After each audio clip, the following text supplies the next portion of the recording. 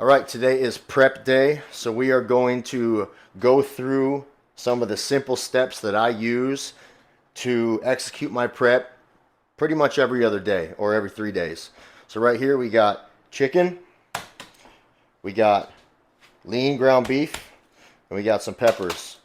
I like to go with Kinder's cowboy butter for my meat. We use that Redmond real salt right there. And then for the chicken, I like to use garlic parmesan. So the first thing that I like to do is get myself a strainer, or a colander as some people call it. I toss it over in my sink, and then I go ahead and I cut my chicken open and we drain it. That's the first step.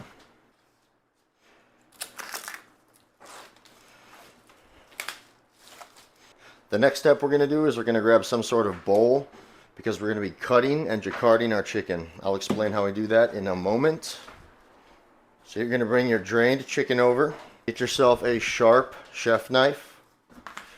Make sure it's sharp, don't cut yourself. The reason we have a fork is because this is how we're going to jacquard or tenderize our chicken. Okay, so before I cut it, I'm going to tenderize it. So I'm just going to stab a bunch of holes all over both sides. Once you've tenderized it, you can tenderize all of it first and then cut it, but for the sake of the video, I'm going to show you one step at a time. And then there's a couple different ways you can quarter it. You can cut it this way, or you can cut it into slices. I like to cut it at a bias.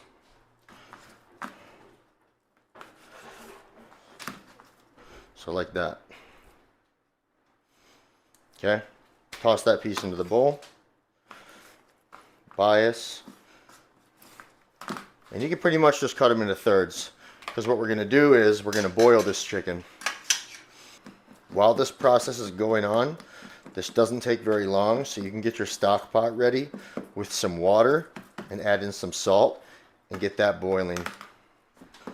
Sometimes you'll see that there's a vein that runs down right here. If you don't want that vein to be chewy, you can jacquard that a little extra both ways. All right, our next step is we're going to take our lean ground beef. I'm going to pop it open. And I just like to dump it right on our cutting board there. What we're going to do so we get an even sear is we're going to press it down so we can get as much seasoning and salt across the whole full coverage. Now for me, I chose cowboy butter. Like I said, I always like to season my food with my seasoning first, because that seasoning is going to hit that hot pan and that oil, and it's going to lock in that flavor. Don't be shy about your seasoning either. This is Kinder's.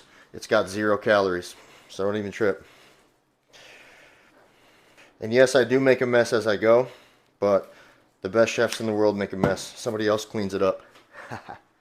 Now we're going to hit it with that Redmond's real salt.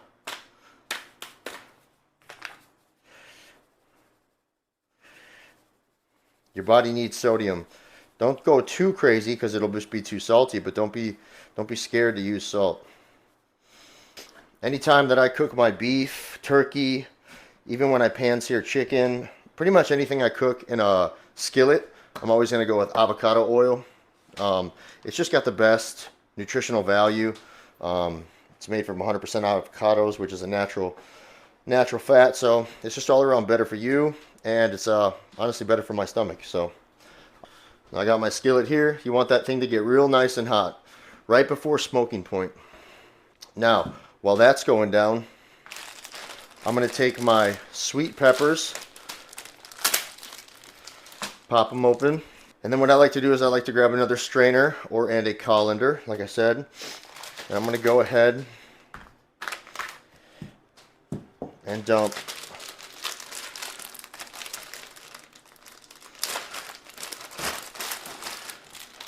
all of my peppers in there, because we're going to wash our produce. You always want to wash your produce. You never know what was crawling on these things out in the field, the dirt that's still on them.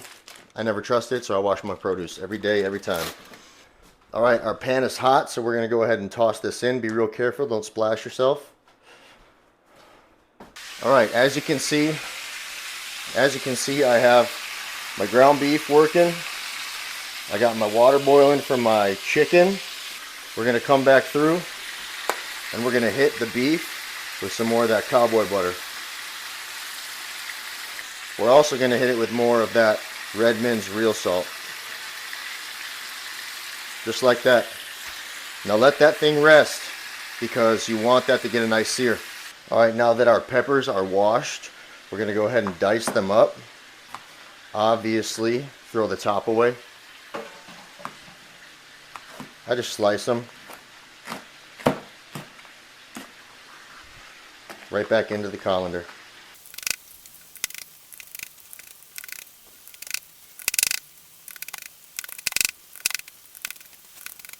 So this is the finished product of the lean ground beef. I also cook jasmine rice. I cook that about every other day.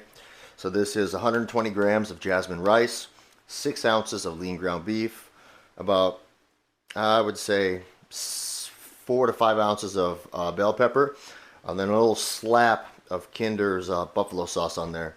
Real low cal. You get to hit your fats, your carbs, and your proteins.